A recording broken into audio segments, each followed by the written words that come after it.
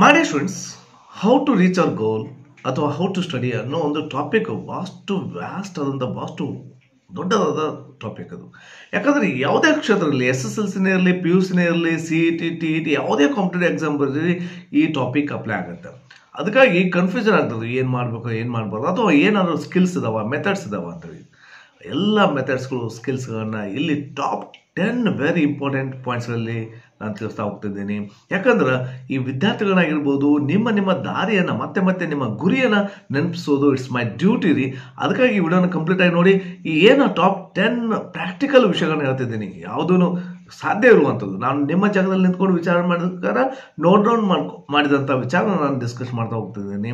ಅದಕ್ಕಾಗಿ ಎಲ್ಲ ವಿಚಾರಗಳನ್ನ ನೀವೇನಾದರೂ 100% ಅಪ್ಲೈ ಮಾಡಿದ್ದೆ ಆದಲ್ಲಿ you will get good score ರೀ and you will reach your goal ರೀ, ಡೆಫಿನೆಟ್ಲಿ. ಅದಕ್ಕೆ ವಿಡಿಯೋನ ಕಂಪ್ಲೀಟ್ ಆಗಿ ನೋಡಿ. This Raju, welcome to smart 20. Yes my dear students, ನಾನು ಹೇಳಿದೆ ಟಾಪ್ 10 ಅಂತೇಳಿ 10 ಪಾಯಿಂಟ್ಸ್ ಹೇಳ್ತೀನಿ, ಭಾಳಷ್ಟು ಕ್ಲಿಯರ್ ಕಟ್ ಆಗಿ ಹೇಳ್ತೀನಿ. Okay, so first point is there, ಮತ್ತೊಮ್ಮೆ ನೆನಪಿಸ್ಕೊಳ್ಳಿ ಅಂತೇಳಿ. ಓಕೆ, ಏನು ಸರ್ ಮತ್ತೊಮ್ಮೆ ಏನು ನೆನಪಿಸ್ಕೊಳ್ಬೇಕು ಆ್ಯಂಡ್ ಅಪ್ಲೈ ಮಾಡಿರಿ ಅಂತೇಳಿ. ಏನು ಸರ್ ಏನು ನೆನಪಿಸ್ಕೊಳ್ಬೇಕು, ಏನು ಅಪ್ಲೈ ಮಾಡಬೇಕು? ಸೊ ಸ್ವಲ್ಪ ನೆನಪು ಮಾಡ್ಕೊಳ್ರಿ. ನೀವು 9th ಸ್ಟ್ಯಾಂಡರ್ಡ್ SA2 ಎಕ್ಸಾಮ್ ಅಥವಾ ಎನ್ಯುವಲ್ ಎಕ್ಸಾಮ್ ಬರೆಯೋದು ಮುಂದೆ, 9ನೇ ತರಗತಿಯಲ್ಲಿ ಇರುವಾಗ ಎನ್ಯುವಲ್ ಎಕ್ಸಾಮ್ ಬರೆಯೋದು ಮುಂದೆ ನೀವು ನಿಮ್ಮ ಸೀನಿಯರ್ಸ್ ನೋಡಿರ್ತೀರಿ, ನಿಮ್ಮ SSLC ವಿದ್ಯಾರ್ಥಿಗಳು ನೋಡಿರ್ತೀರಿ, ಸಹೋದರರು ನೋಡಿರ್ತೀರಿ. ಅವ್ರನ್ನ ನೋಡಿಕೊಂಡು ನೀವು ಆಲ್ರೆಡಿ ಪ್ಲಾನ್ ಹಾಕಿರ್ತೀರಿ. ನಾನು ಕೂಡ SSLC ಆದ ನಂತರ ಈ ರೀತಿ ಸ್ಟಡಿ ಮಾಡಬೇಕು, ಇದರಲ್ಲಿ ಪಾರ್ಟಿಸಿಪೇಟ್ ಮಾಡಬೇಕು, ಹಂಗೆ ಮಾಡಬೇಕು, ಹಿಂಗೆ ಮಾಡಬೇಕು, ಏನೇನೇನೋ ಪ್ಲಾನ್ಸ್ಗಳನ್ನ ಹಾಕ್ಕೊಂಡಿರ್ತೀರಿ. ಆ ಎಲ್ಲ ಪ್ಲಾನ್ಸ್ಗಳನ್ನ ನೀವು 100% ಅಪ್ಲೈ ಮಾಡಿದ್ದೀರೇನು? 100 ಬಿಡ್ರಿ, ಅಟ್ಲೀಸ್ಟ್ ಒಂದು 67% ಅಪ್ಲೈ ಮಾಡಿದ್ದೀರೇನು? ಸೊ ಹಾರ್ಡ್ಲಿ ಸಿಗ್ತೀರಿ ಒಂದು 5 to 10% ಸ್ಟೂಡೆಂಟ್ಸ್ಗಳು ಅಪ್ಲೈ ಮಾಡಿರ್ತೀರಿ, ಇಲ್ಲ ನಂಗೆ. ಆದ್ರೆ ಮ್ಯಾಕ್ಸಿಮಮ್ 90 to 95% ಸ್ಟೂಡೆಂಟ್ಸ್ಗಳು ಅಪ್ಲೈ ಮಾಡೇನೇ ಇಲ್ಲ. ಬೇಕಾದ್ರೆ ಚೆಕ್ ಮಾಡ್ಕೊಳ್ಳಿ, ನೀವು ಏನು ಅನ್ಕೊಂಡಿದ್ರೆ ಅದನ್ನೆಲ್ಲ ಅಪ್ಲೈ ಮಾಡಿರ್ತೀರೇನು. ಅದಕ್ಕೆ ಹೇಳ್ತಿದ್ದೀನಿ, ನೀವು ಪುನಃ ಮತ್ತೊಮ್ಮೆ ರಿಕಾಲ್ ಮಾಡ್ಕೊಳ್ರಿ, ನೆನೆಸ್ಕೊಳ್ರಿ ಆ ವಿಚಾರಗಳನ್ನ ಏನು ಇಟ್ಕೊಂಡಿರ್ತದೆ. ನಾನು ಇಷ್ಟು ಸ್ಕೋರ್ ಮಾಡಬೇಕು, ಈ ಎಕ್ಸಾಮ್ ಹಿಂಗೆ ಬರೀಬೇಕು, ಇನ್ನು ಟೆಸ್ಟಲ್ಲಿ ಹಿಂಗೆ ತೊಗೋಬೇಕು, ನಾನು ಪ್ರಯತ್ನ ತೊಗೋಬೇಕು, ಎಲ್ಲವೂ ಎಲ್ಲಿ ಹೋದವು ರೀ. ಆಲ್ರೆಡಿ ಫಸ್ಟ್ ಸೆಮ್ ಮುಗೀತು, ಸೆಕೆಂಡ್ ಸೆಮ್ ಸ್ಟಾರ್ಟ್ ಆಗಿ ಡಿಸೆಂಬರ್ ಮಂತ್ ಕೂಡ ಕಂಪ್ಲೀಟ್ ಆಗಲಿಕ್ಕೆ ಬಂತು. ಎಲ್ಲ ವಿಚಾರಗಳು ಎಲ್ಲಿ ಹೋದವು ರೀ? ಸ್ವಲ್ಪ ನೆನಪು ಮಾಡ್ಕೊಂಡು ಬಿಡಬೇಡ್ರಿ. ಸೊ ಎಲ್ಲ ಮತ್ತೆ ನೋಟ್ ಡೌನ್ ಮಾಡಿರಿ, ಅಪ್ಲೈ ಮಾಡಲಿಕ್ಕೆ ಪ್ರಯತ್ನ ಮಾಡಿರಿ. ಓಕೆ, ಸೊ ಯಾಕಂದ್ರೆ ಎಲ್ಲ ಫ್ರೆಶ್ ವಿಚಾರಗಳು ಇರ್ತಾವೆ. ನಮಗಿಂತಲೂ ಹೆಚ್ಚಿಗೆ ಉತ್ಸಾಹ ನಿಮ್ಮಲ್ಲಿ ಇರ್ತೈತಿ, ನಾನು ಈ ರೀತಿ ಸ್ಕೋರ್ ಮಾಡ್ಬೇಕಂತೇಳಿ. ಮತ್ತೆ ಉತ್ಸಾಹ ನಿಮ್ಮಲ್ಲಿ ಬರಬೇಕ್ರಿ. ಓಕೆ, ಆ ಉತ್ಸಾಹ ಬರಬೇಕು, ಇದು first point. And second point is there, SSLC is equal to KS IAS. ನಾನು SSLCಯನ್ನು ಈಕ್ವಲ್ ಮಾಡ್ತಿದ್ದೀನಿ KS ಮತ್ತು IAS ಎಕ್ಸಾಮ್ಗೆ. ಏನು ಸರ್ ಯಾವುದಕ್ಕೆ ಹೋದ್ರೆ SSLC ಎಕ್ಸಾಮ್ ಮಾರ್ಕ್ಸ್ ಕಾರ್ಡ್ ಏನು ಯಾವ ಕಾಂಪಿಟೇಟಿವ್ ಎಕ್ಸಾಮ್ಗೂ ಏನು ಹಿಡಿಯೋದಿಲ್ಲ, ಹಂಗೆ ಅಂತ ಕೆಲವರು ಇರ್ತಿರ್ತಾರೆ. ನಾನು ಹೇಳೋಂಥ ವಿಚಾರ ನೆನಪು ಮಾಡ್ಕೊಳ್ರಿ. ಇವಾಗ ಭಾಳಷ್ಟು ವಿದ್ಯಾರ್ಥಿಗಳು ಯಾವುದಕ್ಕೂ ಅಪ್ಲೈ ಆಗೋದಿಲ್ಲ ಅಂತಿರ್ತೀರಿ. ಬಟ್ ಈ ಓದೋದು ಏನು ಕಂಟೆಂಟ್ ಇರ್ತದೆ ನೋಡ್ರಿ SSLCದು, ಅವು ಎಲ್ಲ ಎಕ್ಸಾಮ್ಗೂ ಅಪ್ಲೈ ಆಗುತ್ತೆ. SDA FDA ಎಕ್ಸಾಮ್ ಇಟ್ಕೊಂಡು IAS KS ಎಕ್ಸಾಮ್ವರೆಗೂ ಇದು ಕಂಟೆಂಟ್ ಅಪ್ಲೈ ಆಗುತ್ತೆ. ಇದನ್ನು ಓದಲೇಬೇಕಾಗತ್ತ. ನೀವು ಬೇಕಾದ್ರೆ ನೀವು ಯಾರೋ ಟೀಚರ್ಸ್ ಕೇಳ್ರಿ, ಗೌರ್ಮೆಂಟ್ ಜಾಬ್ ಆಗದೆ ಇರುವಂಥ ಟೀಚರ್ಸ್ ಕೇಳ್ರಿ, ಏನೋ ತಯಾರು ಮಾಡ್ಕೊತಿರ್ತಾರೆ, IAS ತಯಾರು ಮಾಡ್ಕೊತಿರ್ತಾರೆ, KS ತಯಾರು ಮಾಡ್ಕೊತಿರ್ತಾರೆ, ಹೈಸ್ಕೂಲ್ ಟೀಚರ್ ಆಗ್ಬೇಕಂತಿರ್ತಾರೆ, ಪ್ರೈಮರಿ ಸ್ಕೂಲ್ ಟೀಚರ್ಸ್ ಆಗ್ಬೇಕಂತಿರ್ತಾರೆ, TET CET ಪಾಸ್ ಆಗ್ಬೇಕಂತಿರ್ತಾರೆ, SD FDA ಆಗ್ಬೇಕಂತಿರ್ತಾರೆ. ಸೊ ಜನರಲ್ ಎಕ್ಸಾಮ್ಸ್ ಯಾವುದಾದ್ರೂ ಫಾಸ್ಟ್ ಡಿಪಾರ್ಟ್ಮೆಂಟ್ ಆದರೂ ಇದ್ರ ಎಕ್ಸಾಮ್ ಬರ್ತಿರ್ತಾರೆ. ಎಲ್ಲರೂ ಕೇಳ್ರಿ, ಇವೇನಾದ್ರೂ SSLC ಸೈನ್ಸ್ ಮ್ಯಾಥಮೆಟಿಕ್ಸ್ ಏನಾದ್ರು ಸೋಷಿಯಲ್ ಅಪ್ಲೈ ಯೂಸ್ ಆಗ್ತಾವನ್ರಿ ಅಂತ ಕೇಳ್ರಿ. ಹೌದ್ರಿ, ಯಾವುದೇ ಕಾಂಪಿಟೇಟಿವ್ ಎಕ್ಸಾಮ್ ಬರೀರಿ, ಮತ್ತೆ ಅವರು ಇದನ್ನು ಓದಲೇಬೇಕಾಗತ್ತ. ಅವರು ನಿಮ್ಮದೇ ಸಬ್ಜೆಕ್ಟ್ನ ಓದಬೇಕಾಗತ್ತೆ. 8, 9, 10 social science, Kannada grammar, English ಇದ್ದವರು ಇಂಗ್ಲೀಷ್ ಗ್ರಾಮರು, ಅಥವಾ ಮ್ಯಾಥಮೆಟಿಕ್ಸ್ ಇದ್ದವ್ರು ಮ್ಯಾಥಮೆಟಿಕ್ಸ್ ಕಂಪಲ್ಸರಿ, ಇವೆಲ್ಲ ಓದಲೇಬೇಕಾಗತ್ತೆ. ಸೋಷಿಯಲ್ ಸೈನ್ಸು ಓದಲೇಬೇಕಾಗತ್ತೆ, ಮಿನಿಮಮ್ ನಾಲೆಜ್ ಪಡ್ಕೋಬೇಕಾಗತ್ತೆ. ಅಂದಾಗ ಅವರು ಜನರಲ್ ನಾಲೆಜ್ ಇಂಪ್ರೂವ್ ಆಗುತ್ತಾ, ಅವರು GK ಪೇಪರ್ನ ಪಾಸ್ ಆಗ್ತಾರೆ. ಅದಕ್ಕಾಗಿ ಮುಂದೆ ಅಷ್ಟೊಂದು ದೊಡ್ಡವರಾಗಿ ಒಳ್ಳೆ ಇದನ್ನೇ ಓದಬೇಕಲ್ಲ, ಈಗಲೇ ಚೆನ್ನಾಗಿ ಓದ್ಕೊಳ್ರಿ. ಈಗಲೇ ಚೆನ್ನಾಗಿ ಓದ್ಕೊಳ್ಳೋದಂದ್ರೆ 2 ಲಾಭಗಳು ಅದಾವೆ. ಒಂದೇದು ವಿಲ್ ಗೆಟ್ ಗುಡ್ ಸ್ಕೋರ್ ರೀ, ಒಳ್ಳೆ ಸ್ಕೋರ್ ಮಾಡ್ಕೋತೀರಿ. ಇನ್ನೊಂದು ಆ ಕಂಟೆಂಟ್ ನಾಲೆಜ್ ನಿಮ್ಗೆ ಅರ್ಥ ಆಗುತ್ತಾ. ಸೊ ಆ content it will help you in your future exams. ಯಾವುದೇ ಎಕ್ಸಾಮ್ಸ್ ಇರಲಿ, ಕಾಂಪಿಟೇಟಿವ್ ಎಕ್ಸಾಮ್ ಇರಲಿ, ನಿಮ್ಗೆ ಅಷ್ಟು ಅನುಕೂಲಕರ ಆಗುತ್ತೆ. ಅಲ್ಲಿ ಹೋಗಿ ಮತ್ತೆ ಇದನ್ನು ಓದ್ಕೋಬೇಡ್ರಿ, ಇಲ್ಲೇನೆ ಚೆನ್ನಾಗಿ ಓದ್ಕೋತೋರಿ. ಸೊ 2 ರೀತಿ, ಒಂದೇ ಕಲ್ಲು 2 ಅದು ಅಂತ ಏನಂತಿರ್ತಾರಲ್ಲ, ಸೊ ಆ ರೀತಿ ನಿಮ್ಗೆ ಪ್ರಾಫಿಟ್ ಆಗುತ್ತೆ, ಒಳ್ಳೆ ಸ್ಕೋರ್ ಆಗುತ್ತೆ. ಆಮೇಲೆ ನೀವು ಮುಂದೆ ಏನಾಗ್ತೀರಿ, ಒಳ್ಳೆ ನಿಮ್ಮ ಕಾಂಪಿಟೇಟಿವ್ ಎಕ್ಸಾಮ್ಗೂ ಭಾಳಷ್ಟು ಅನುಕೂಲಕರ ಆಗುತ್ತೆ. ಓಕೆ, ಅದಕ್ಕಾಗಿ ನಾನು ಹೇಳ್ತಿದ್ದೀನಿ SSLC exams is equal to ಯಾವುದೇ ಕಾಂಪಿಟೇಟಿವ್ ಎಕ್ಸಾಮ್ ಇರಲಿ ಅವಕ್ಕೆ ಈಕ್ವಲ್ ಅಂತ ಹೇಳ್ತಿದ್ದೀನಿ. ಅದಕ್ಕಾಗಿ you have to create like atmosphere ರೀ, ಇದ್ರ ಜೊತೆಗೆ ಹೇಳ್ತಿದ್ದೀನಿ.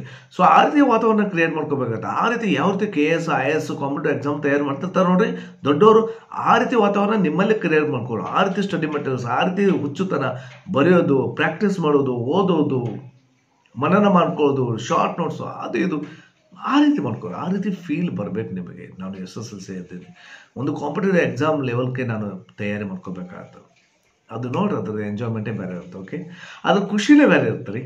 ಓಕೆ, ಹಾಗಾದ್ರೆ SSLC exam is equal to KS and IAS. Okay, and third point, okay sir ಇಷ್ಟೆಲ್ಲ ನಾನು ಬೇಸ್ಮೆಂಟ್ ಹಾಕಿದ್ದೀನಿ, ಒಂದು ಇನ್ಸ್ಪೈರ್ ಮಾಡಿದೆ, ಮತ್ತೊಮ್ಮೆ ನೆನಪಿಸ್ಕೊಳ್ರಿ ಆ್ಯಂಡ್ ಅಪ್ಲೈ ಮಾಡ್ರಿ ಅಂತೇಳಿ. ಮತ್ತು ಎಕ್ಸಾಮ್ಸ್ ಅಂದರೆ ಅಷ್ಟು ಈಸಿ ಅಲ್ಲ, ನಮ್ಮ SSLC ಎಕ್ಸಾಮ್ ಅಂದರೆ ಏನೋ ಅದಕ್ಕೂ ಯೂಸ್ ಇಲ್ಲ ಅಂತ ಅನ್ಕೊಬೇಡ್ರಿ. ಸೊ ಇಷ್ಟೆಲ್ಲ ಯೂಸ್ ಆಗುತ್ತೆ ಅಂತ ಹೇಳಿದೆ. ಹಾಗಾದರೆ ನಾನು ಏನು ಮಾಡ್ಬೇಕು ಸರ್ ಇವಾಗ? Next point, reconstruct your time table and your habits. ನಿಮ್ಮ ಹವ್ಯಾಸಗಳನ್ನಾಗಿರ್ಬೋದು, ನಿಮ್ಮ ಸ್ಟಡಿ ಟೈಮ್ ಟೇಬಲನ್ನು ರೀಕನ್ಸ್ಟ್ರಕ್ಟ್ ಮಾಡ್ಕೋಬೇಕಾಗತ್ತೆ, ಚೆನ್ನಾಗಿ ರೂಪಿಸ್ಬೋದು. ಯಾವುದಕ್ಕೂ ಸ್ವಲ್ಪನೂ ಬೇರೆದಕ್ಕೆ ಅವಕಾಶ ಮಾಡಿಕೊಡ್ಬೇಡ್ರಿ. ಈ ಸಲ ಅಂತೂ ನೀವು ಸೀದಾ ಹೋಗ್ತಾನೆ ಇರಬೇಕು ನಿಮ್ಮ ಗೋಲ್ ಕಡೆ ಅಷ್ಟೇ. ಸೊ ಟೆಲಿವಿಷನ್ ಅನ್ನೆಸೆಸರಿ ನೋಡೋದು, ಅದು ಇದು ಎಲ್ಲನೂ ಸ್ಟಾಪ್ ಮಾಡೋದು. ಈಗ ಎಷ್ಟೋ ವಿಚಾರ ಮೈಂಡ್ನ ಕಂಟ್ರೋಲ್ ಮಾಡ್ಕೋಬೇಕು. ಹಿಂಗೆ ಓದ್ತಿರ್ತಾರೆ, ಈಗ ನಮ್ಮದೇ ವಿಡಿಯೋ ನೋಡ್ತಿರ್ತೀರಿ, ಯಾವುದೋ ಇನ್ನೊಂದು ವಿಡಿಯೋ ಕ್ಲಿಕ್ ಮಾಡ್ತೀರಿ, ಅದಿಲ್ಲ ನಾನು ಇದು ನೋಡ್ಬೇಕು ಅದನ್ನಷ್ಟೇ ನೋಡ್ಬೇಕು. ಸೊ ಈ ರೀತಿ ನಿಮ್ಮ ಹ್ಯಾಬಿಟ್ನ ರೀಕನ್ಸ್ಟ್ರಕ್ಟ್ ಮಾಡ್ಕೊಡ್ರಿ. ಟೈಮ್ ಟೇಬಲ್ ಪ್ರಕಾರ ಅಷ್ಟೇ ಹಾಕ್ರಿ, ಟೈಮ್ ಟೇಬಲನ್ನು ಕರೆಕ್ಟ್ ಮಾಡಿರಿ. ಸೊ ಸಬ್ಜೆಕ್ಟ್ ಚೇಂಜಸ್ ಇರಲಿ, ಒಂದು ನಿರ್ದಿಷ್ಟ ಅವಧಿ ಆದ ನಂತರ ಸಬ್ಜೆಕ್ಟ್ ಚೇಂಜಸ್ ಆಗಬೇಕು. ಸೊ ಈ ರೀತಿ ಮಾಡ್ತಾ ಎಂಜಾಯ್ ಮಾಡ್ತಾ ಸ್ಟಡಿ ಮಾಡಲಿಕ್ಕೆ ಸ್ಟಾರ್ಟ್ ಮಾಡಿರಿ. ಇದು third point, reconstruct your time table ಅಷ್ಟೇ ಅಲ್ರಿ, your habits also. Okay, and fourth one, dairy writing ಅಂತ ಹೇಳ್ತಿದ್ದೆ. ಡೈರಿ ರೈಟಿಂಗ್ ಬಗ್ಗೆ ಕಾಂಪಿಟೇಟಿವ್ ಎಕ್ಸಾಮಲ್ಲಿ ಕ್ವಶನ್ ಕೇಳ್ತಿದ್ದಾರೆ, ಡೈರಿ ರೈಟಿಂಗ್ ಹಿಂಗೆ ಬರೀಬೇಕಂತೇಳಿ. ಸೊ ಇದನ್ನು ನಾನು ಇವಾಗಲೇ ಹೇಳ್ತೀನಿ SSLC ವಿದ್ಯಾರ್ಥಿಗಳಿಗೆ, ನೀವು ಕನ್ನಡ ಇರ್ಬೋದು, ಇಂಗ್ಲೀಷ್ ಇರ್ಬೋದು, ಯಾವುದ್ರಲ್ಲಾದರೂ ಬರೀರಿ. ಬಿಫೋರ್ ಗೋಯಿಂಗ್ ಟು ಸ್ಲೀಪ್ ನೀವು ಏನು ಮಾಡಬೇಕು, whatever you have done on that day you have to note down, you have to write down everything. ಏನೇನು ಮಾಡಿದ್ರಿ ಮಲ್ಕೋಗಿಂತ ಮುಂಚೆ, ಎಲ್ಲ ಸ್ಟಡಿ ಆದ್ನಂದ್ರೆ ಇನ್ನೇ ಮಲ್ಕೋತಿರಲ್ಲ, ಅದಕ್ಕಿಂತ ಮುಂಚೆ ಈ ಡೈರಿಯನ್ನು ಬರೀರಿ, ಡೇಟ್ ಅದು ಹಾಕಿ, ಟೈಮ್ ಅದು ಹಾಕಿ ಬರೀರಿ. ನಾನು ಇವತ್ತು ಏನೇನು ಮಾಡಿದೆ, ಮಾರ್ನಿಂಗ್ ಹಿಡಿದು ಕ್ಲಾಸ್ದಲ್ಲಿ ಏನೇನಾಯಿತು, ನಾನು ಯಾವ ಸಂಬಂಧ ಬೈದ್ರು ನನ್ನ ಟೀಚರ್ಸ್, ಅದಕ್ಕೆ ಏನು ಮಾಡಬೇಕು, ಅಥವಾ ಯಾವುದಕ್ಕೆ ಟೀಚರ್ಸ್ ನನಗೆ ಗುಡ್ ಅಂದರು ಇನ್ನಷ್ಟು ಏನು ಮಾಡಬೇಕು, ಅಥವಾ ಇವತ್ತಿನ ದಿನ ಸ್ಯಾಟಿಸ್ಫೈ ಆಯ್ತೇನಿಲ್ಲೋ, ನನಗೆ ಸಕ್ಸಸ್ ಆಯ್ತಿಲ್ಲೋ, ಅಥವಾ ನಾನು ನಾಳೆ ದಿನಗಳನ್ನ ಯಾವ ರೀತಿ ಕಲಿಬೇಕಾಗತ್ತೆ ಅನ್ನೋದನ್ನು ಕೂಡ ಲಾಸ್ಟಿಗೆ ಮೆನ್ಷನ್ ಮಾಡಬೇಕಾಗತ್ತಾ, ಎಷ್ಟು ಗಂಟೆಗೆ ಹೇಳ್ಬೇಕು ಅನ್ನೋದು ಕೂಡ. ಸೊ ಈ ಎಲ್ಲನೂ ಪಾಯಿಂಟನ್ನು ನೆನಪು ಮಾಡಿ ಶಾರ್ಟ್ ಆಗಿ ಬರೋದು, ದೆನ್ ಯು ಕ್ಯಾನ್ ಸ್ಲೀಪ್ ರೀ. ಸೊ ಮಲ್ಕೊಡ್ರಿ, ಭಾಳಷ್ಟು ಶಾರ್ಟಾಗಿ ಮಲ್ಕೊಡ್ರಿ, ಆರಾಮ್ ಮತ್ತೆ 4-4:15 ಹೇಳ್ರಿ. ಸೊ ಅದನ್ನು ಸ್ಟಡಿ ಸ್ಟಾರ್ಟ್ ಮಾಡಿರಿ. ಓಕೆ, ಯಾಕಂದ್ರೆ ನೀವು ನಿಮ್ಮ ಹ್ಯಾಬಿಟ್ನ ನಿಮ್ಮನ್ನು ನೀವೇ ಕಂಟ್ರೋಲ್ ಮಾಡ್ಕೊಳ್ಳಿಕ್ಕೆ the dairy is the best ರೀ. ನಾನೇ ಕಂಟ್ರೋಲ್ ಮಾಡ್ಕೊಳ್ಳಿಕ್ಕೆ ಡೈರಿ. ನಾನು ಮಿಸ್ಟೇಕ್ ಮಾಡಿದ್ದೇನಾ, ಸೊ ಇವತ್ತು I did the mistake, okay tomorrow I should not do the same mistakes. ಅದನ್ನು ಅವಾಯ್ಡ್ ಮಾಡ್ಬೇಕು. ಹಾಗಾದ್ರೆ ಅವಾಯ್ಡ್ ಮಾಡ್ಬೇಕೇನು, ಟೀಚರ್ ಬೈದ್ರ ಅದಕ್ಕೆ ನಾನು ಏನು ಮಾಡಬೇಕು, ಚೆನ್ನಾಗಿ ಮಾಡ್ಕೋಬೇಕಲ್ಲ. ಸೊ ನಮ್ಮನ್ನು ನಾವೇ ತಿದ್ಕೊಳ್ಳಿಕ್ಕೆ ಡೈರಿ ಭಾಳಷ್ಟು ಹೆಲ್ಪ್ ಆಗುತ್ತೆ. ಅದಕ್ಕಾಗಿ ಡೈರಿ ರೈಟಿಂಗ್ ನಾವು ಸ್ಟಾರ್ಟ್ ಮಾಡಿರಿ. ಇದು fourth point. Okay, and fifth point, charts, short notes and maps ಅಂತ ಹೇಳಿದ್ರು. ಸೊ ಇನ್ನು ಎಟ್ಸೆಟ್ರಾ. ಸೊ ನಿಮ್ಮ ರೂಮ್ದಲ್ಲಿ ಚಾರ್ಟ್ಸ್ ಹಾಕ್ರಿ, ಫಾರ್ಮುಲಾ ಚಾರ್ಟ್ಸ್ ಆಗಿರ್ಬೋದು, ಗ್ರಾಮರ್ ಚಾರ್ಟ್ಸ್ ಆಗಿರ್ಬೋದು, ಇಂಪಾರ್ಟೆಂಟ್ ಕ್ವಶನ್ಸ್ ಚಾರ್ಟ್ಸ್ ಆಗಿರ್ಬೋದು, ಏನಾದರೂ ಚಾರ್ಟ್ಸ್, ಮ್ಯಾಪ್ಸ್ ಆಗಿರ್ಬೋದು, ಇವೆಲ್ಲನೂ ತಯಾರಿ ಮಾಡ್ಕೊಡ್ರಿ. ಈಗ ನೋಡಿನೇ ಪರ್ಫೆಕ್ಟ್ ಆಗಿರ್ತಾವ್ರಿ ಎಷ್ಟೋ ವಿಚಾರಗಳು. ಈ ಫಾರ್ಮುಲಾಸ್ ಇರ್ತಾವೆ ಮ್ಯಾಥಮೆಟಿಕ್ಸ್, ಬರೀ ನೋಡಿ ಒಂದ್ಸಲ ಕುತ್ಕೊಂಡು ನೋಡಿದೇವೆ, ಓಕೆ ಆಯಿತು. ಸೊ ನೆಕ್ಸ್ಟ್ ನೋಡಿನೇ 100% ಪರ್ಫೆಕ್ಟ್ ಇರ್ತಾವೆ. ಅದಾದ ನಂತರ ಮತ್ತೊಂದು ಅಂಟಿಸ್ತಾರೆ ಅದು ಜಾಗಕ್ಕೆ. ಸೊ ಈ ರೀತಿ ಮಾಡಿರಿ. ನೀವು ಫುಲ್ ಬ್ಯೂಸಿ ಇರಬೇಕು. ಚಾರ್ಟ್ಸ್ ಗೀಟ್ಸ್ ನೋಡಿದ್ರೆ ನಿಮ್ಮ ರೂಮ್ದಲ್ಲಿ ಏನಪ್ಪ ಏನೇನೇನೋ ಮಾಡ್ತಿರ್ತಾನ, ಏನೋ ಒಂದು ಆ ರೀತಿ ನೀವು ತಯಾರಿ ಮಾಡ್ಕೊಳ್ಬೇಕಾಗತ್ತೆ. ಅದಕ್ಕಾಗಿ ಸೊ ಚಾರ್ಟ್ಸ್, ಶಾರ್ಟ್ ನೋಟ್ಸ್, ಎಲ್ಲೇ ಹೋಗ್ತಾ ಬರ್ತಾ ಇದ್ದಾರೆ ಶಾರ್ಟ್ ನೋಟ್ಸ್ ನೋಡ್ತಾ, ಬರೀ ಶಾರ್ಟ್ ನೋಟ್ಸ್ ಅಂತ ಇಷ್ಟಿಷ್ಟು ನೋಟ್ಸ್ಗಳನ್ನ ಮಾಡ್ಕೋಬೇಕಾಗುತ್ತೆ. ಮ್ಯಾಪ್ಸನ್ನು ಅಂಟಿಸ್ರಿ, ಪರ್ಫೆಕ್ಟ್ ಆಗುತ್ತೆ. Okay, and sixth point, blue print, syllabus and model question papers. ಇದನ್ನು ಬೇಸ್ಮೆಂಟ್ ಆಗಿ ಇಟ್ಕೋಬೇಕಾಗತ್ತೆ. ಭಾಳಷ್ಟು ವಿದ್ಯಾರ್ಥಿಗಳು ಸ್ಟಡಿ ಸ್ಟಾರ್ಟ್ ಮಾಡ್ತಾರೆ. ನೋಡಿ ನಮ್ಮ ಇಂಗ್ಲೀಷಲ್ಲಿ 1 ಮಾರ್ಕ್ಸ್ ಕ್ವಶನ್ ಅದರಲ್ಲೇ ಬರಲ್ಲ, ಪ್ರೋಸ್ ಪೊಯೆಟ್ರಿ ಸೆಕ್ಷನ್ದಲ್ಲಿ ಬರೋದೇ ಇಲ್ಲ, ಆದ್ರೆ 1 ಮಾರ್ಕ್ಸ್ ಕ್ವಶನ್ಸ್ ನೋಡ್ತಾರೆ. ನಮ್ಮ ಇಂಗ್ಲೀಷ್ದಲ್ಲಿ ಬರೋದೇ 4 MCQs ಬರ್ತಾವೆ. ಬರೀ MCQs ಓದ್ಕೋದು ಕೂತ್ಕೊಂಡ್ರೆ ಪಾಸ್ ಆಗುತ್ತಲ್ಲ. ಬ್ಲೂ ಪ್ರಿಂಟ್ ಚೆನ್ನಾಗಿ ಗೊತ್ತಿದ್ರೆ, ಸಿಲೆಬಸ್ ಏನನ್ನೋ ಚೆನ್ನಾಗಿ ಗೊತ್ತಿದ್ರೆ ಮಾತ್ರ ಯು ಕ್ಯಾನ್ ಕಟ್ಸ್ಕೋರಿ. ಸೊ ಒಂದು ಬೇಸ್ಮೆಂಟ್ ಆಗುತ್ತೆ. ಅದಕ್ಕಾಗಿ ಮಾಡಲ್ ಕ್ವಶನ್ ಪೇಪರ್ ನೋಡ್ಕೊರಿ. ಮಾಡಲ್ ಕ್ವಶನ್ ಪೇಪರ್ ಯಾವ್ದು ನೋಡ್ಕೋಬೇಕು ಸರ್, ಇನ್ನೂ ಬಿಟ್ಟಿಲ್ಲಲ್ಲ. ಸೊ 2019-20 ಮಾಡಲ್ ಕ್ವಶನ್ ಪೇಪರ್ ಇಟ್ಕೊಡ್ರಿ, ಅದನ್ನೇ ಬ್ಲೂ ಪ್ರಿಂಟ್ ಇಟ್ಕೊಡ್ರಿ. ನಾನು ಕೂಡ ಡಿಸ್ಕಷನ್ ಮಾಡಿದ್ದೀನಿ ನಮ್ಮ ಚಾನಲ್ನಲ್ಲಿ. ಅವನು ಸಿಗ್ತವೆ ನಿಮಗೆ. ಸೊ ಅದಕ್ಕಾಗಿ ಇದನ್ನು ಬೇಸ್ಮೆಂಟ್ ಆಗಿ ಇಟ್ಕೊಂಡ್ರೆ ನೀವು ಸ್ಟಡಿ ಯಾವ ರೀತಿ ಮಾಡಬೇಕು, ಇಷ್ಟೇ ಬರ್ತವೆ, ಈ ರೀತಿ ಕ್ವಶನ್ಸ್ ಬರ್ತಾವೆ ಅನ್ನೋದು ಗೊತ್ತಾಗುತ್ತಾ, ಆ ರೀತಿ ಮಾಡ್ರಿ. Okay, yes. And 6 point over ಆಯಿತು. 7th one, selected notes, study materials, pen and writing. Beautiful.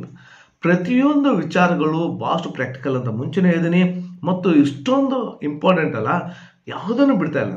Selected notes ನೋಡ್ರಿ, ಭಾಳಷ್ಟು ವಿದ್ಯಾರ್ಥಿಗಳು ನೋಟ್ಸ್ ಓದ್ತಿರ್ತೀರಿ, ಗೈಡ್ ಓದ್ತಿರ್ತೀರಿ, ನಿಮ್ಮ ಸ್ಕೂಲ್ದಾಗ ನೋಟ್ಸ್ ಕೊಡ್ತಿರ್ತಾರ, ಅಥವಾ ಇನ್ನೊಂದು ನೋಟ್ಸು, ಯಾವುದೋ ಟ್ಯೂಷನ್ ಕ್ಲಾಸ್ದು, ಕೋಚಿಂಗ್ ಕ್ಲಾಸ್ದು ನೋಡ್ತಿರ್ತೀರಿ.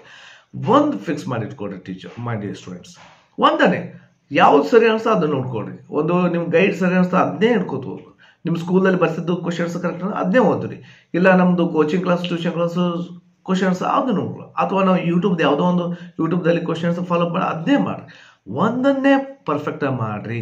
ಯಾಕೆ ಗೊತ್ತಾ, ಇವಾಗ ಯಾವುದೋ ಒಂದು ಕ್ವಶನ್ ನಾವು ಒಂದು ಗೈಡ್ದಲ್ಲಿ ಬೈಟ್ ಮಾಡ್ತೀರಿ, ಇನ್ನೊಂದು ಕಡೆ ನಮ್ಮದು ವಿಡಿಯೋ ನೋಡ್ತೀರಿ, ಇನ್ನೊಂದು ಕಡೆ ಸ್ಕೂಲಲ್ಲಿ ಇರ್ತಾರೆ. So whenever you are going to write know that I will be confuse 100% ಆಗ್ತೀರಿ. ಅದು ಬರಲಿಲ್ಲ ಇದು ಬರಲಿಲ್ಲ. ಒಂದನ್ನು ಸ್ಟಡಿ ಮೆಟೀರಿಯಲ್ಸ್ನ ಮೇಂಟೈನ್ ಮಾಡಿರಿ, ಯಾವುದಾದ್ರು ಒಂದು. ಓಕೆ, ಅದನ್ನೇ ಮಾಡಿರಿ. ಆಮೇಲೆ ಇನ್ನೊಂದು ಅಂದೆ ನಾನು ಸ್ಟಡಿ ಮೆಟೀರಿಯಲ್ಸ್ ಆಯಿತು, ಸೆಲೆಕ್ಟೆಡ್ ನೋಟ್ಸ್ ಆಯಿತು, ಎರಡು ಒಂದೇ. ಆ್ಯಂಡ್ ಪೆನ್ ಆ್ಯಂಡ್ ರೈಟಿಂಗ್ ರೀ, you have to select a good pen which is very comfortable with no.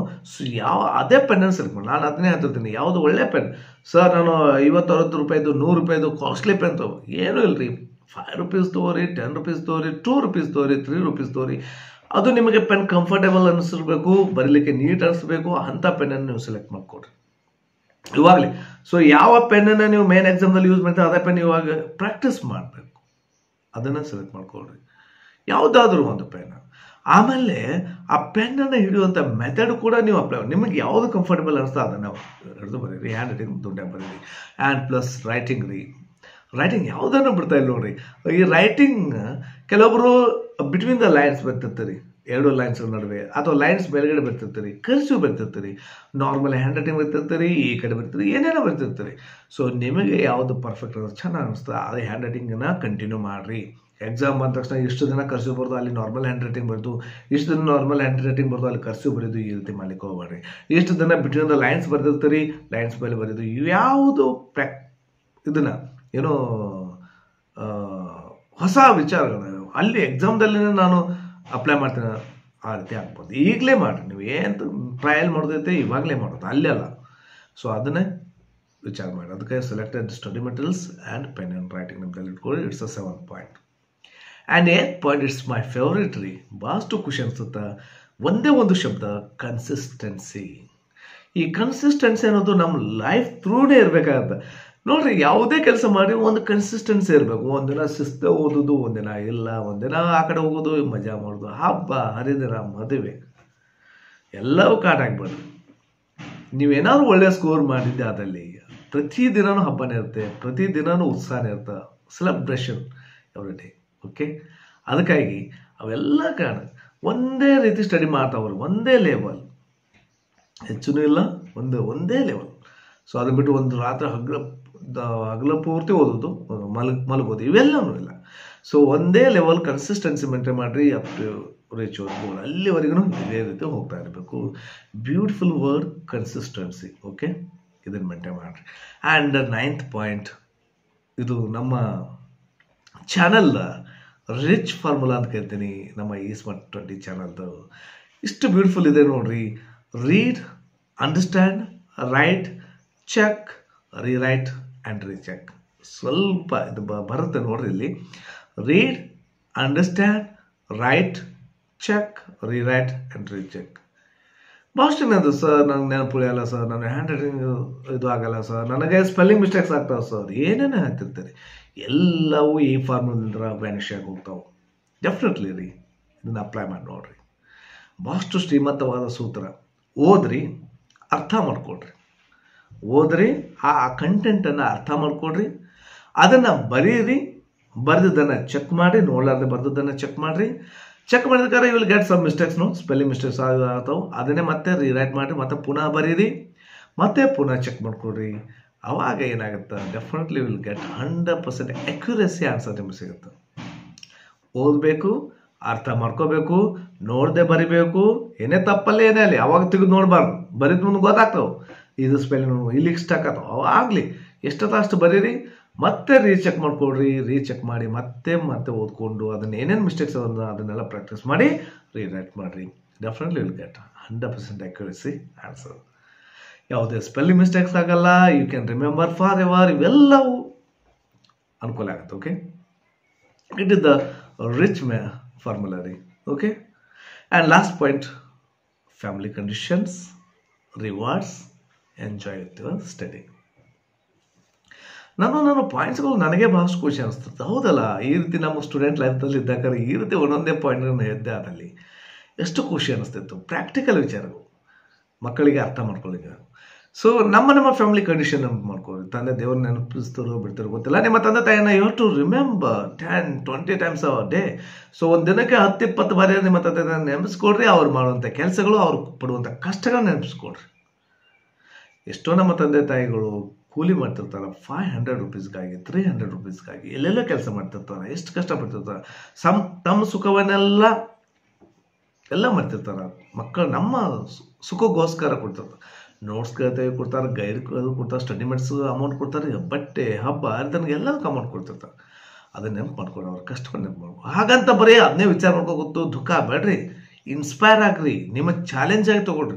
ನಿಮ್ಮ ಫ್ಯಾಮಿಲಿ ಕಂಡೀಷನನ್ನು ಚೇಂಜ್ ಮಾಡುವಂಥ ತಾಕತ್ ನಿಮ್ಮಲ್ಲಿ ಇದೆಯಲ್ಲ, ಅದೇ ರೀತಿ ಇರು. ನೀವು ಚೆನ್ನಾಗಿ ಓದ್ಕೊಂಡ್ರೆ, ಒಳ್ಳೆ ಸ್ಕೋರ್ ಮಾಡ್ಕೊಂಡ್ರೆ, ಒಳ್ಳೆ ಜಾಬ್ ತೊಗೊಂಡ್ರೆ ನಿಮ್ಮ family condition can be changed. So ಅದಕ್ಕಾಗಿ ಅದನ್ನು ವಿಚಾರ ಮಾಡ್ಕೊಡ್ರಿ, ಅದನ್ನೇ ಇನ್ಸ್ಪೈರ್ ಮಾಡ್ಕೊಡ್ರಿ. ಅದಕ್ಕೆ ಹೇಳ್ತಿದ್ದೀನಿ ನಾನು. So per day 10-20 times you have to remember your parents ಅಂತೇಳಿ. ಓಕೆ, ಇದರ ಜೊತೆಗೆ ನೀವು ಎಲ್ಲವೂ ಅಚೀವ್ ಆದ ನಂತರ ರಿವಾರ್ಡ್ಸ್ಗಳು, ಅದರದ್ದು ಸೆಲೆಬ್ರೇಷನ್ಸ್ಗಳು ಅದು ಅಂತೂ ಹೇಳಬಾರ್ದು. ಓಕೆ, ನಿಮ್ಮ ಫ್ಯಾಮಿಲಿದಲ್ಲಿ ಒಬ್ರಿಗೊಬ್ರು ಹೇಳ್ಕೊತಿರ್ತಾರೆ.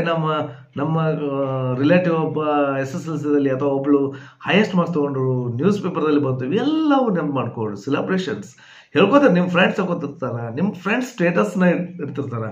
ಯಾರ್ಯಾರೋ ನಿಮ್ಮ ನೆಂಟರು ಕೂಡ ನಿಮ್ಮ ಸ್ಟೇಟಸ್ ಮಾರ್ಕ್ಸ್ ಕಾರ್ಡ್ ಜೊತೆಗೆ ನಿಮ್ಮ ಸ್ಟೇಟಸನ್ನು ಇಡ್ತಿರ್ತಾರೆ. ಎಷ್ಟೊಂದು ಅದ್ಭುತ ರೀ ಅವೆಲ್ಲವೂ. ಅದಕ್ಕೆ ನಾನು ಹೇಳ್ತಿದ್ದೀನಿ, ಇವಾಗಲೇ ಸರಿ ಮಾಡ್ಕೊಳ್ಳೋಣ. ನಾವು ಏನೇ ತಪ್ಪುಗಳನ್ನ ಈಗಲೇ ಸರಿ ಮಾಡ್ಕೊಳ್ಳೋಣ. ಸೊ ಒಳ್ಳೆ ಸಕ್ಸಸ್ ಆಗೋಣ. ಓಕೆ, ಎಸ್, ಇದ್ರ ಜೊತೆಗೆ ಇಷ್ಟೆಲ್ಲ ಹೇಳ್ತಿರ್ತೀನಿ. ಇದು ಲಾಸ್ಟ್ ಆ್ಯಡ್ ಮಾಡಿದಂಥ ಪಾಯಿಂಟ್, ಎಂಜಾಯ್ ಯುವರ್ ಸ್ಟಡಿ ರೀ.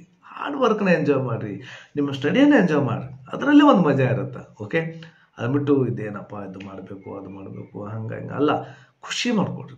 ಖುಷಿಯಿಂದ ಎಂಜಾಯ್ ಮಾಡಿರಿ. Okay, this all are that very very important 10 ಪಾಯಿಂಟ್ಸ್ಗಳು ನನಗೆ ಭಾಳಷ್ಟು ಲೈಕ್ ಅದು ಆ್ಯಕ್ಚುಲಿ ಹೇಳ್ಬೇಕಂದ್ರೆ.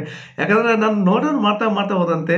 ಸೊ ಅದಾದ ನಂತರ ನಾನು 5 ಪಾಯಿಂಟ್ಸು 6 ಪಾಯಿಂಟ್ಸನ್ನು ಹೌದಲ್ಲ ಎಷ್ಟೊಂದು ಅನುಕೂಲ ಆಗುತ್ತೆ ನಮ್ಮ ಸ್ಟೂಡೆಂಟ್ಸ್ ಅನ್ನಿಸ್ತು. ನಿಮ್ಮೊಂದಿಗೆ ಹೇಳ್ತಿದ್ದೀರಿ. ಯಾವುದೇ ಹಬ್ಬ ಇರಲಿ, ಕ್ರಿಕೆಟ್ ಎಲ್ಲನೂ ಮುಗಿದೋಯ್ತು. ಏನು ವಿಚಾರ ಮಾಡಿ, ಇಟ್ಸ್ ಅ ಬೆಸ್ಟ್ ಟೈಮ್ ನಿಮ್ಮೊಂದಿಗೆ ಈ ಪಾಯಿಂಟ್ಸ್. ಆ್ಯಕ್ಚುಲಿ ನಾನು ಇದು ಮುಂಚೆನೇ ಮಾಡೋಕ್ಕಂತಿದ್ದೆ. ಸೊ ಎಲ್ಲನೂ ಮುಗಿದು, ಈ ಹಬ್ಬ ಆಯಿತು, ಎಲ್ಲನೂ ಆಯಿತು, ಕ್ರಿಕೆಟ್ ಎಲ್ಲನೂ ಆಯಿತು. Only focus on your study ರೀ, ಯುವರ್ ಗೋಲ್. ಓಕೆ, ಎಸ್, ಇಲ್ಲಿಗೆ ವಿಡಿಯೋ ಮುಗಿಸ್ತೀನಿ. ಈ ನಮ್ಮ ಸ್ಟಡಿ ಮೆಥಡ್ಸ್ಗಳು, ಸ್ಕಿಲ್ಸ್ಗಳು ನಿಮಗೆ ಇಷ್ಟ ಆದಲ್ಲಿ ಲೈಕ್ ಮಾಡಿರಿ, ಶೇರ್ ಮಾಡಿರಿ, ಸಬ್ಸ್ಕ್ರೈಬ್ ಆಗಿರಿ. ನಮ್ಮ ಚಾನಲ್ ಕೂಡ